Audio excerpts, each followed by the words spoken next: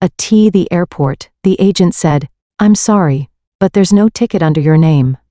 My mother shrugged and said coldly, "Of course, we only booked for the family." My sister laughed. "Maybe you can take a cheap bus and catch you up?" I quietly walked away.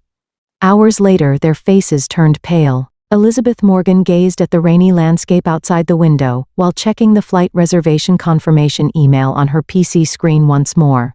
Her slender fingers moved swiftly across the keyboard, verifying that all details were correct. As an accountant by profession, she was meticulous about every single number. "Everything looks fine," she whispered to herself, tucking her long black hair behind her ear as she stood up from her chair. The living room walls were adorned with numerous family photographs. Perhaps only Elizabeth herself knew the complex emotions hidden behind those smiles. Elizabeth had been the family's organizer since childhood. Her mother, Diane, though a former teacher, was surprisingly irresponsible when it came to household matters. She was always obsessed with maintaining her youthful beauty, and prioritized her own desires above all else. Most notably, she blatantly favored Elizabeth's sister Amanda. "Elizabeth, how are your preparations for the European trip coming along?" her father Robert asked in a gentle voice as he entered the living room. He had just recently retired after a steady career as a banker. Behind his mild expression, there always seemed to be a hint of regret and resignation. Elizabeth felt a tightness in her chest whenever she saw her father, who had almost no say in family matters, overwhelmed by his wife's strong personality. "Yes, everything's on track. I've booked the hotel in Paris and arranged local tours," Elizabeth replied with a smile. Like other family trips, she had planned, reserved, and paid for most of this European vacation. It had become her role. "Well, isn't that nice? You're always so meticulous." Diane's voice came from the kitchen. She appeared with a wineglass in hand and looked Elizabeth up and down. "But don't you think you should buy more fashionable clothes? This is Europe, Elizabeth. Your overly simple taste will make you stand out when you're in photos with Amanda and the others." Elizabeth just smiled silently.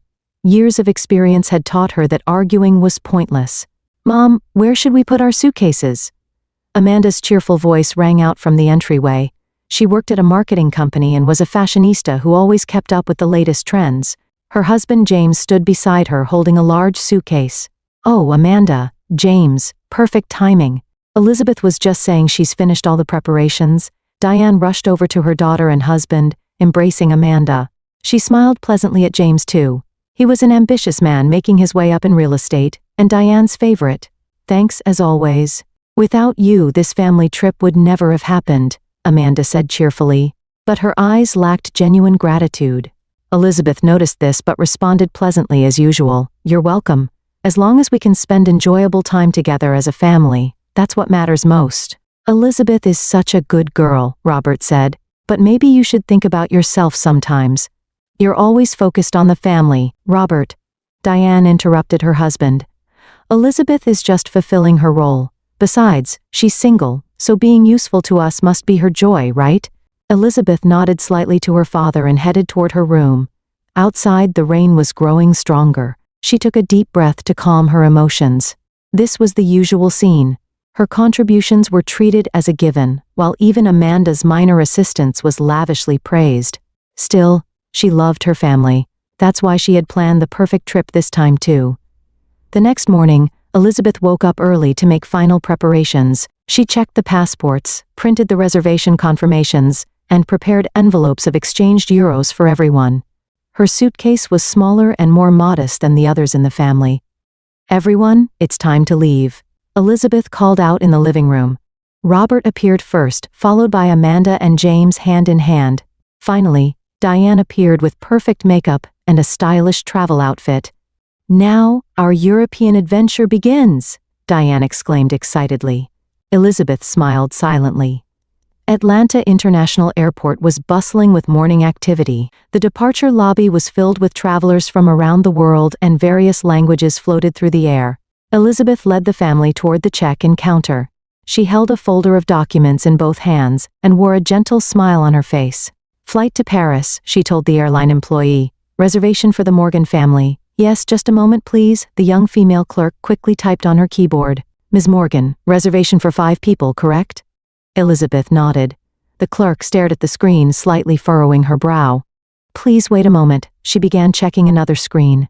Diane tapped Elizabeth's shoulder with an impatient sigh. Is there a problem? We don't have much time. The clerk is checking, Elizabeth answered calmly. Amanda and James were talking quietly behind them, occasionally laughing.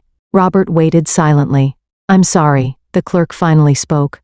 I can confirm reservations for Diane, Robert, Amanda, and James, but she hesitantly looked at Elizabeth. There seems to be no reservation for Elizabeth. Elizabeth looked confused. That's strange, I made reservations for everyone. She took out her smartphone to open the confirmation email. But before she could, Diane stepped forward. I'm sorry, Diane said in a calm voice. Actually, we didn't make a reservation for her. Elizabeth stared at her mother. What are you saying? I made the reservations for everyone. Diane shrugged, looking down at Elizabeth with icy eyes. Of course, you only booked for family members. Elizabeth was speechless. She felt as if the surrounding sounds were fading away. Amanda stepped forward and said with a laugh, Maybe you could follow us by cheap bus? Though Paris is quite far. She exchanged glances with James and giggled. Elizabeth. Robert began to speak, but was silenced by Diane's sharp glare. He looked down, unable to meet his daughter's eyes. In Elizabeth's mind, the events of the past few weeks flashed by like a slideshow. The airline tickets she had booked, the itinerary she had planned, the hotels she had arranged, and how her mother had said, I'll do the final check, and asked for her password. Everything connected. I understand, Elizabeth finally spoke. Her voice was surprisingly calm. I hope you have a pleasant trip. Elizabeth, Diane began, but Elizabeth had already turned away. It's fine, Mom. Looks like my role ended here. Elizabeth slowly walked away from the check-in counter and disappeared into the crowd. Behind her, Diane was giving instructions to Amanda and James, while Robert was still staring at the floor. Elizabeth found a cafe in the airport and sat by the window. Outside, planes were taking off one after another. She ordered a coffee and took out her smartphone while waiting. The waitress brought her warm drink. Thank you, Elizabeth smiled and took a sip. The warm liquid flowed down her throat, calming her heart a little. She took out her laptop from her bag and turned it on. When the screen lit up, Elizabeth logged into the travel agency website. All the reservations for the entire family were listed in her account. Diane had accessed her account and simply removed Elizabeth's name. Just as I thought, she whispered. Next, she checked the hotel reservation information. A luxury hotel in Paris, then Nice, Rome, and finally London. All were booked under her name. Tours and restaurant reservations were the same. The family didn't know it, but Elizabeth had been in charge of everything for this trip. A new message arrived on her phone. It was from Amanda. Sorry. But Mom says you're always trying to control us, so you needed a lesson. We'll talk properly when we get back next week. Elizabeth finished reading the message and quietly set down her phone. She stared out the window for a long time. Finally, she took a deep breath and turned back to her laptop with a determined expression. It's not me who needs a lesson. Elizabeth logged back into the travel agency site and opened the reservation information. Her fingers danced over the keyboard, performing various operations on the screen. This is the price for leaving me behind. Several hours later, Elizabeth had moved to another cafe. From this one, she could see the international departure gates. She checked the time. Her family's flight should be over the Atlantic by now. Would you like a refill, ma'am? The waitress asked. Thank you, but I'm fine now, Elizabeth smiled. I'm heading to my next destination. She closed her laptop and put it in her bag. A new flight reservation confirmation email had arrived on her smartphone. The destination was not Paris. Elizabeth quietly stood up and headed for the airport exit. Charles de Gaulle International Airport was bathed in the morning light of Paris. The arrival lobby of Europe's largest airport was filled with the hustle and bustle of travelers from around the world. With multiple languages floating through the air, Diane Morgan, with fatigue from the 11-hour flight showing on her face, placed her hand on Amanda's shoulder. We've finally arrived. Feel the wonderful Parisian air. Amanda took out a mirror and smiled as she fixed her hair, disheveled from the long journey. This hotel is 5-star, right? I think it's the best one Elizabeth booked. James, while operating his smartphone, said the shuttle should be waiting in the arrival lobby. That's what Elizabeth's email said. Robert silently followed behind the family, dragging his luggage. His eyes showed not only fatigue but some inexplicable guilt. She must be angry, he said softly. Diane turned to her husband and narrowed her eyes. Robert, are you still thinking about that? We did the right thing. Elizabeth always tries to control everything. She needs to learn how to deal with problems on her own sometimes. But canceling her airline ticket? It's a lesson, Diane said firmly. Besides, she has money. She could have come on another flight. Amanda sighed. I sent a message to my sister. But there's no reply. She must be sulking. The four of them exited to the arrival lobby and began looking for the shuttle. James tilted his head and looked around. Strange. It should be here. He checked his smartphone again.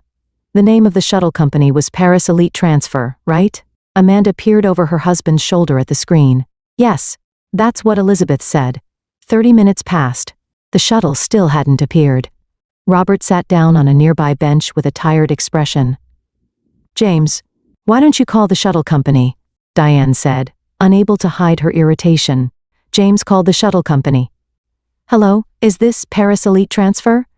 He paused briefly before continuing.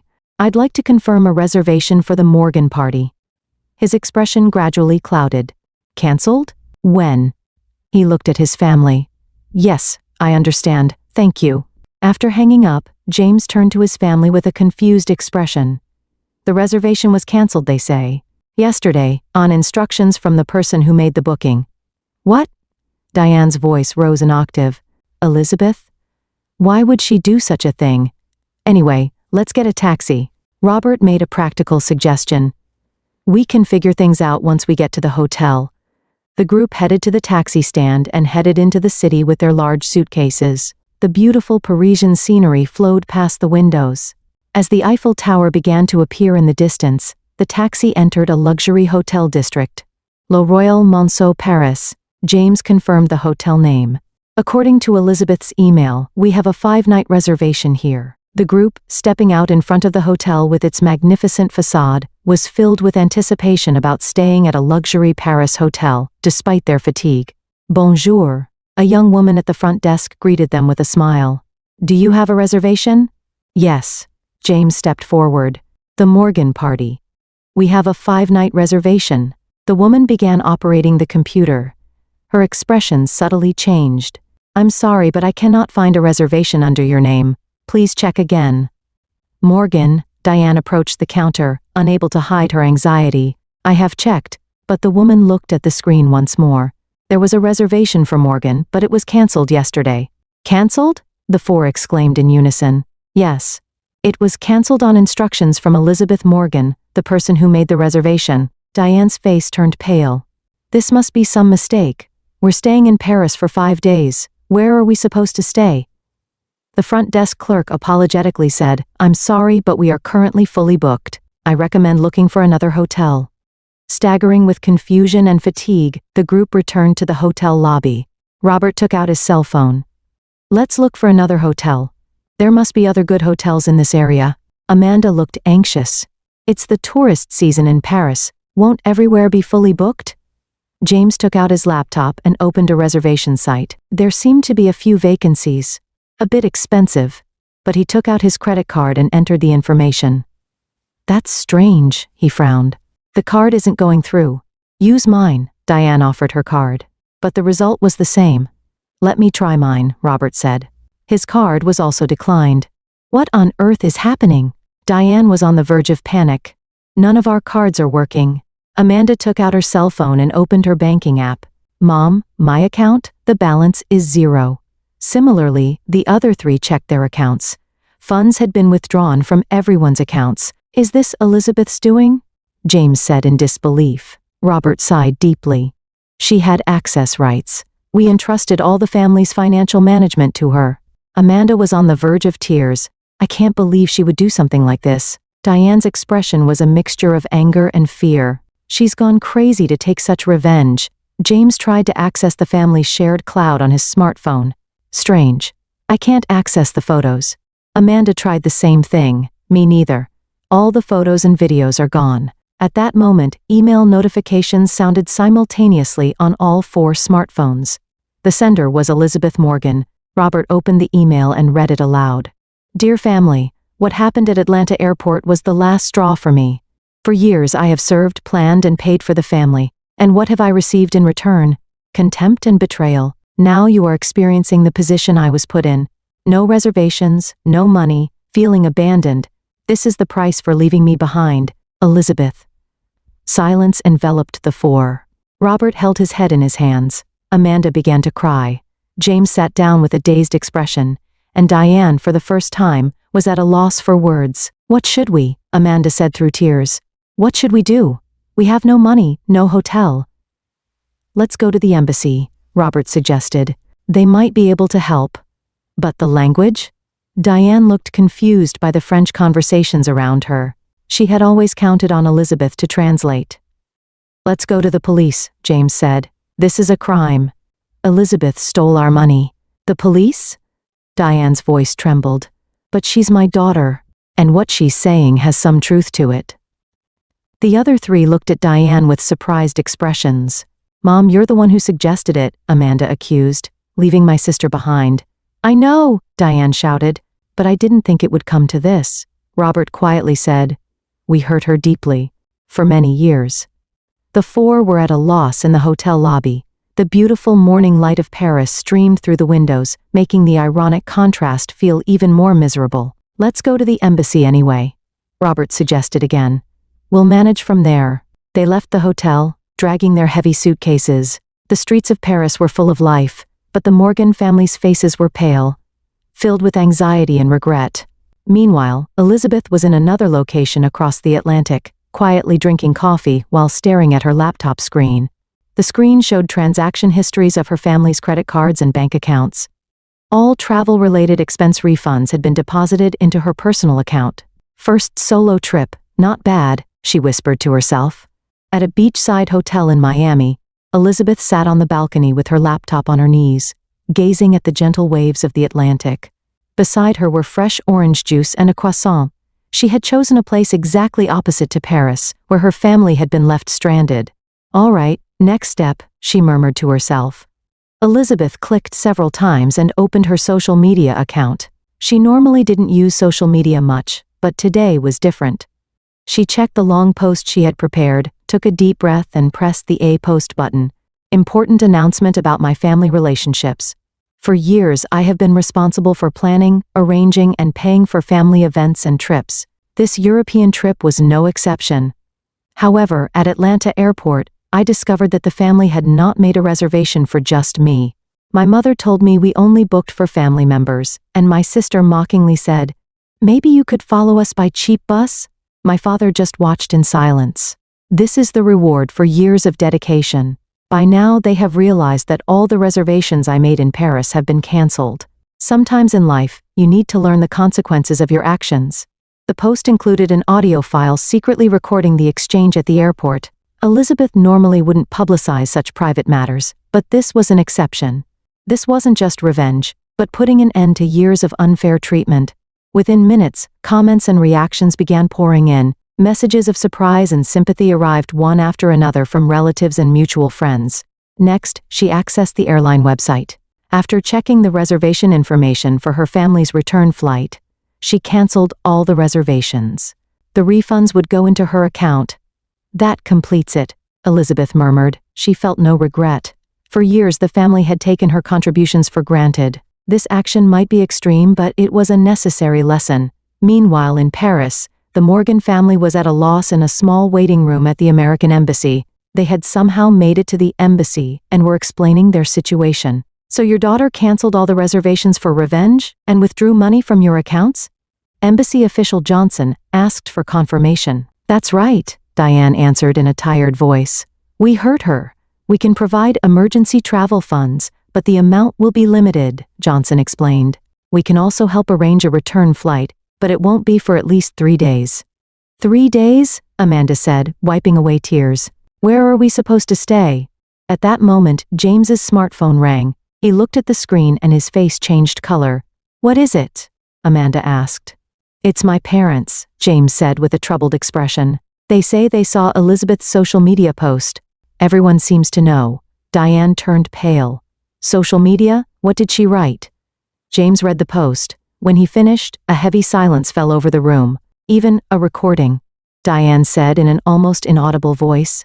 At that moment, Amanda's phone began ringing. Messages from friends were arriving one after another. Everyone, about us. She broke down in tears. What terrible things we did to my sister, we. Robert silently looked out the window. His eyes were filled with sadness and regret. We should go to the police, James suggested again. She broke the law. She took our money. No, Diane suddenly said in a strong tone. We were wrong. What Elizabeth is saying is right. We've been taking her for granted. We didn't appreciate her contributions, and in the end, we left her behind. Amanda looked at her mother with a surprised expression. Mom, I was the worst, Diane continued. Her voice trembled, and tears welled in her eyes. I always put her second, favoring you, Amanda, and taking her efforts for granted. Robert approached his wife and placed a hand on her shoulder. I was wrong too, for staying silent and not protecting her. In the embassy room, the family was finally confronting their actions and years of patterns. Amanda took out her cell phone, trying to send a message to her sister. What should I write? She said through tears. Sorry isn't enough. Write the truth, Robert said quietly, a sincere apology. Diane took her smartphone and took a deep breath. She stared at the screen for a long time before finally beginning to write. Elizabeth, it's Mom. I sincerely apologize for everything I've done to you, for leaving you behind at the airport, for taking your contributions for granted all these years, for favoring Amanda. I've made selfish decisions without considering your feelings, and I've hurt you. Now we're at a loss in Paris, but we deserve it. I know we don't deserve to ask for your help, but if you give us a chance to talk, I want to build a different relationship going forward. I am truly, truly sorry. She sent the message and quietly began to cry. In Miami, Elizabeth was reading the email from Diane. She read it over and over, thinking for a long time. There was still anger and hurt in her heart. But there was something in her mother's words, an honesty that had never been there before. She began writing a reply to Mom. I read your email. Honestly, I still feel anger and sadness.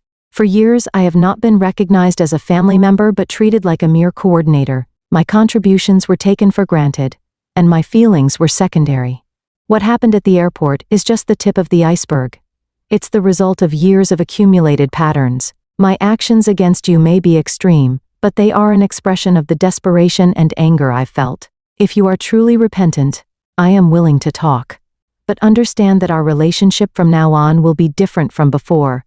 I will never again lower my value. What I ask for is recognition and respect for my contributions, equal treatment for all family members, and above all, respect for my boundaries. I understand that you are in trouble in Paris.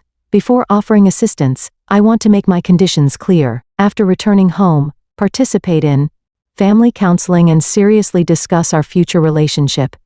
If you can agree to that, I will send the necessary funds and rebook your return flight. Elizabeth, she sent the email and exhaled deeply.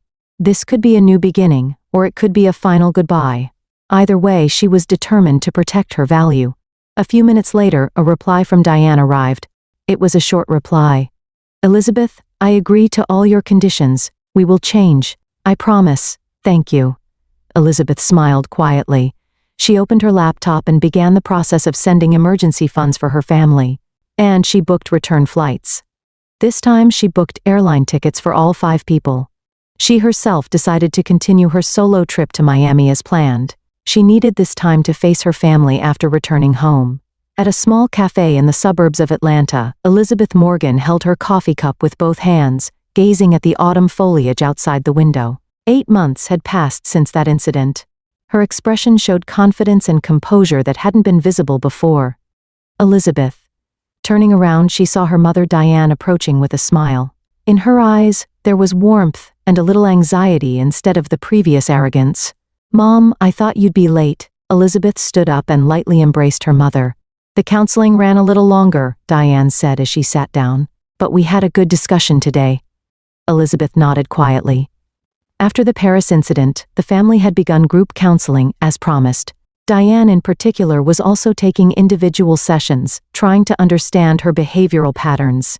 I got a message from Amanda. Elizabeth took out her smartphone. She and Dad are preparing dinner. Diane smiled. I can't believe Amanda is cooking. She's changed too, Elizabeth said softly. After that incident, Family relationships had changed dramatically. The first few weeks were full of tension and awkwardness, but through counseling and honest dialogue, a new relationship gradually formed. Amanda, for the first time, recognized the impact of her words and actions, and was making efforts to repair her relationship with her sister. James also deepened his understanding of Elizabeth, and came to respect her as an important family member. And above all, Robert broke his years of silence, and began actively expressing his opinions within the family. "How are the plans for next month's family trip?" Diane asked. Elizabeth smiled. "Going well. Everyone is cooperating, so it's very enjoyable." This time, the trip planning wasn't all on Elizabeth's shoulders. The whole family was sharing responsibilities. Robert was in charge of transportation. Amanda and James were handling accommodations. Diane was planning activities, and Elizabeth was coordinating the whole. And the costs were being shared fairly. "I still think about that day sometimes," Diane suddenly said with a serious expression. "Leaving you behind at the airport. I'm truly sorry." Elizabeth placed her hand on her mother's. "It's in the past now, Mom. What's important is what we've learned from it." "Yes," Diane smiled with tears in her eyes. "You were a strong girl, I just couldn't see it." The two drank their coffee in silence for a while, each immersed in their own thoughts. "By the way," Diane changed the subject. "How's your new job?" Elizabeth's face brightened. "Very fulfilling. I'm in an environment where I can use my skills, and my colleagues are wonderful." After the Paris incident, Elizabeth made a big decision. She left the accounting firm where she had worked for years and became an independent travel planning consultant, pursuing her passion. Her organizational skills and attention to detail were highly valued in her new career. "Maybe it was that incident that gave me the courage to understand my own worth," she said quietly. By the time they left the cafe, dusk was gently enveloping the town. While walking toward the car, they talked about the upcoming family dinner. When they arrived at Elizabeth's house, Robert was standing at the entrance. A warm smile was on his face. "Welcome back," he embraced his daughter. "Amanda's making a fuss in the kitchen. Could you help her?" From inside the house, Amanda's voice and James's laughter could be heard. Elizabeth took a deep breath, wrapped in a comfortable feeling. This was the family she had sought for years. Not perfect, but a family that respects and loves each other. "Let's go," she said with a smile. "They probably need help." The door opened, and warm light and laughter welcomed them. Elizabeth paused for a moment, imprinting this precious moment in her heart. She thought that sometimes life leads us through unexpected paths to the place we truly sought. The painful separation at the airport had opened the door to a new beginning for her.